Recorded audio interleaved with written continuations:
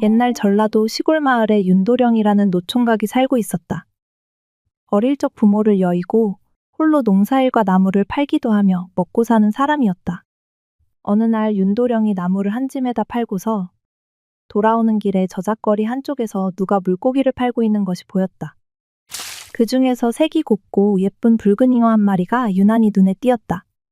내가 그동안 죽어라 일만 하고 맛난 음식은 통 먹어보지를 못했어. 저 잉어가 횟감으로 그럴듯하니 한번 사서 먹어봐야겠는걸? 이렇게 생각한 윤도령은 나무를 판 돈 전부에다가 쌈지에 들어있던 돈까지 가진 돈을 몽땅 털어서 그 잉어를 샀다. 그러곤 잉어를 물통에 넣어 빈지게에 짊어지고 집으로 향했다. 오랜만에 만난 고기를 먹을 생각을 하니 흥까지 넘실났다. 윤도령이 콧노래를 흥얼거리며 길을 가는데 뒤에서 누군가가 부르는 소리가 들렸다. 도련님, 도련님. 나지막히 들리는 목소리에 누군가 하고 돌아보았지만 근처에는 사람의 그림자도 없었다. 윤도령이 고개를 갸웃거리며 계속 길을 가는데 또다시 누가 자기를 부르는 것이었다. 도련님, 도련님. 다시 주변을 돌아보았지만 이번에도 역시 아무도 없었다. 참 이상하다. 누가 분명히 부른 것 같은데. 귀신이 고칼 노릇이네. 헛게 들렸나 싶어 고개를 갸우뚱대며 가던 길을 갔다. 배가 고팠던 윤도령은 집에 오자마자 잉어를 꺼냈다. 부엌칼을 한 손에 들고 장에서 사온 잉어를 도마 위에 올렸다. 칼로 잉어를 막 치려고 하는데 잉어의 눈을 보는 순간 이상한 생각이 들었다. 슬픈 눈망울로 껌뻑거리는 눈이 무언가를 말하려는 것만 같았다. 윤도령은 문득 집에 오는 길에 있었던 일이 생각이 났다. 혹시 이 잉어가? 에이, 내가 무슨 상상을 하는 거야? 잉어가 무슨 말을 한다고. 그럴 리 없다고 생각했지만 막상 죽이려니 왠지 찜찜한 마음이 남았다. 결국 윤도령은 잉어를 죽이지 못하고 집 앞 강에다 놓아주었다. 에이, 난 맛난 음식을 못 먹을 팔자인가 봐. 다음 날 윤도령은 전날의 일을 까맣게 잊은 채 아침을 대충 차려 먹고는 상도 치우지 않고 나무를 하러 나섰다. 저녁 때가 다 되어 나무를 한 짐 해다 부려놓고서 방에 들어간 윤도령은 깜짝 놀랐다. 엉망이었던 집은 반짝반짝 빛이 나게 청소가 되어 있는 게 누군가 깨끗이 치워놓은 게 분명했다. 아니, 우리 집에 올 사람이 없는데 누굴까? 일단 배가 고프니 밥부터 먹어보자. 시장하던 차에 차려진 음식을 먹어보니 맛이 꿀맛이었다. 근데 신기하게도 다음 날도 또 다음 날도 같은 일이 거듭되었다. 밖에만 나갔다 돌아오면 누가 밥을 한 상씩 차려놓는 것이었다. 아무리 생각해도 영문을 알 수 없는 일이었다. 그 다음 날 윤도령은 아침에 지게를 지고 집을 나서서 고개를 넘는 척 몰래 샛길로 돌아서 도로집에 왔다. 그러고는 뒤뜰 구석에 몸을 숨긴 채 집안 동정을 살폈다. 오늘은 기필코 누군지 꼭 알아내고 말겠어. 하루 나절이 다가도록 별다른 일이 없었다. 윤도령이 졸린 눈을 비비며 하품을 하기 시작하는데 대문 쪽에서 발소리가 나 눈을 동그랗게 뜨고 살펴보니 세상에 본 적도 들은 적도 없는 눈부시게 예쁜 처녀가 집으로 들어왔다. 처녀는 주변을 한번 둘레둘레 살피더니 방에 들어가 밥상을 들고 나와 남은 밥을 먹었다. 그러고는 깨끗이 그릇을 씻은 다음 새 밥을 짓기 시작했다. 세상에, 저 각시가 밥을 해놓았던 거로군. 윤도령은 소리를 죽인 채 살살 발을 떼어 처녀에게 다가갔다. 그리고 뒤에서 처녀의 양팔을 잡았다. 어머! 처녀가 깜짝 놀라서 뒤를 돌아보았다. 실례지만 뉘시길래 제 집에서 이렇게 밥을 하고 계십니까? 처녀는 잠시 머뭇거리다 이내 고개를 숙이며 말했다. 사실 저는 강에 살던 잉어였답니다. 그런데 어느 날 낚시꾼에게 잡혔는데 도령님께서 절 살려주셨지요. 그 은혜에 보답하고자 이렇게 사람이 되어 찾아왔습니다. 그렇다면 제가 풀어준 그 잉어가 바로 당신이었군요. 윤도령은 놀라며 말했다. 네, 그렇습니다. 윤도령은 처녀의 아름다움에 한눈에 반해버렸다.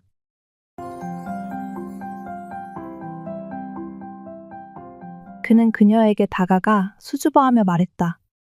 아가씨, 저와 함께 살아줄 수 있겠습니까? 그러자 처녀가 수심 어린 낯을 하며 말했다. 아직은 때가 아니에요. 조금만 더 기다려주세요. 이렇게 만난 것이 보통 인연이 아니잖소?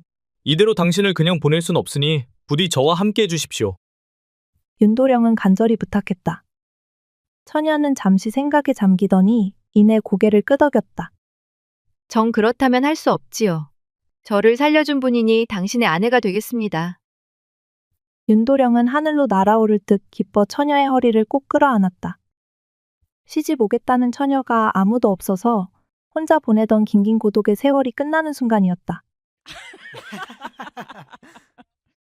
이렇게 이쁜 처자가 부인이 된다고 생각하니 눈물까지 핑 돌았다. 고마워요. 내 평생 당신을 행복하게 해주겠소. 그로부터 꿈 같은 시간이 시작되었다.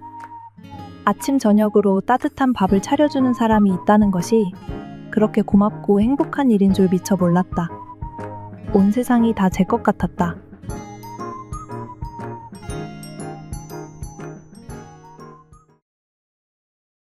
그러던 어느 날 색시가 말했다. 서방님, 우리가 이렇게 짝을 맺었으니 저의 어머니 아버지께 인사를 드려야지요. 그래, 그 생각은 하지도 못했군요. 그런데 처갓집을 어떻게 간담? 저를 따라오세요. 윤도령을 이끌고 길을 나선 색시는 어느 큰 강물에 이르러서 걸음을 멈추었다. 색시는 주변을 한번 쭉 살펴보고는 물 위로 삐죽 솟은 풀줄기를 하나 쑥 뽑아서 강물로 집어던졌다.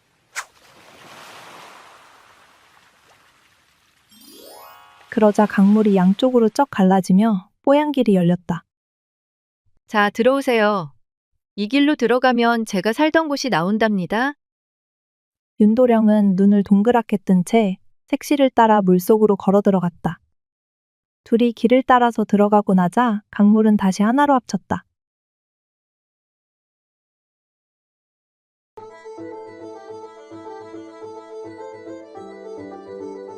물속에는 별천지가 펼쳐져 있었다. 오색이 영롱한 문을 밀고 안으로 들어가니 눈부시도록 화려한 궁궐 속이었다. 말로만 듣던 용궁이 분명했다. 여기가 바로 저희 집입니다. 제가 인간 세상에 나오기 전부터 살았던 곳이지요. 아마도 부모님이 당신께 소원을 말하라고 하실 거예요. 그럼 구석에 작은 괴짝이 있을 테니 다른 건 다 마다하고 그걸 하나 달라고 하세요. 괴짝이요? 알겠소. 색시가 도령을 이끌고 용왕한테로 가서 얼굴을 보이고 그간의 사연을 아뢰니 용왕과 왕비가 무릎을 치면서 기뻐했다. 네가 그물에 잡혀간 뒤로 죽은 줄만 알았더니 저 도령 덕분에 이렇게 살았구나. 고마운지고 어디 우리 사위 얼굴 좀 보자. 용왕과 왕비는 윤도령의 손을 잡고서 연신치하를 하다가 소원을 물었다. 우리 딸을 구해준 귀한 사위한테 선물을 해야 할 텐데 무엇으로 할꼬? 아무 것이든 원하는 것을 줄 테니 소원을 말해보게. 둘러보니 방 안에 온갖 금은보화가 가득했다. 하지만 윤도령은 색시가 알려준 대로 구석에 놓인 2개의 괴짝을 가리켰다. 저기 저 괴짝들을 주십시오. 용왕은 잠시 놀란 표정을 짓더니 웃으며 말했다. 귀한 보물을 용케도 알아챘구먼. 하지만 약속한 일이니 할 수 없지. 용왕은 그 2개의 괴짝을 윤도령에게 건네주면서 말했다. 둘 중에 하나는 열어도 좋지만 다른 하나는 열어보면 안 돼. 알겠는가? 네, 알겠습니다. 그렇게 용궁의 보물을 얻은 윤도령은 사흘 동안 꿈결같은 시간을 보낸 뒤 색시와 함께 용궁을 나서서 집으로 향했다. 들어갈 때처럼 나올 때도 물길이 쭉 갈라져서 무사히 지상으로 올라올 수 있었다. 집에 돌아온 윤도령은 괴짝에 든 것이 무엇인지 궁금해서 견딜 수가 없었다. 둘을 놓고서 이리저리 살피다가 하나를 골라서 열어보았다. 그랬더니 이게 무슨 일인가? 그 속에서 수십 명의 사람들이 괭이와 삽을 들고 쏟아져 나와 밖으로 나가더니 산자락을 일구어 밭으로 만들어 놓는 것이었다. 어찌나 재빠르게 일을 하는지 수십 명이 수백 명 몫을 하고도 남았다. 그들은 날이 저물자 언제 그랬느냐는 듯이 다시 괴짝 속으로 쏙 들어가 버렸다. 그렇게 날마다 괴짝 속에서 일꾼들이 나와 농사일을 거두니 너른 밭에 곡식과 채소가 무럭무럭 자라났다. 가을 거지를 해서 내다 팔면 큰 부자가 될 판이었다. 생각만 해도 어깨춤이 절로 났다. 잉어를 살려둔 덕으로 이게 웬 호사인가 싶었다. 그러다 아직 열어보지 않은 또 다른 한 괴짝이 욕심이 났다. 도대체 뭐가 들었는지 궁금해 미칠 지경이었다. 첫 번째 괴짝에서 일꾼들이 나와 농사를 지어 큰 부자가 되었으니 두 번째 괴짝에는 더 큰 행운이 있을 것이라고 생각했다. 두 번째 괴짝에는 금은보화라도 들어있을지 몰라. 잠깐 열어본다고 무슨 일이 생기겠어? 아내가 오기 전에 빨리 열어봐야지. 열어보면 안 된다는 아내의 경고에도 호기심을 참지 못한 윤도령은 어느 날 아내의 눈을 피해서 결국 그 괴짝을 열고 말았다. 괴짝을 여는 순간 그 속에서 수십 명의 사람들이 도끼와 망치, 끌 같은 연장들을 들고서 우르르 쏟아져 나왔다. 그들은 나무를 베어 나르고 망치질을 하면서 집을 짓기 시작했다. 그런데 신기하게도 땅 위에 주춧돌을 놓고 그 위에 기둥을 세워 집을 짓는 것이 아니라 텅 빈 허공에다 집을 짓는 것이었다. 한나절 만에 훌륭한 집이 완성되어 공중에서 구름처럼 넘실거렸다. 세상에 듣도 보도 못한 신기한 집이었다. 희야, 이럴 수가 있나? 여보, 이것 좀 봐요. 그때 나갔다 집에 돌아온 색시가 그 모습을 보고서 남편에게 말했다.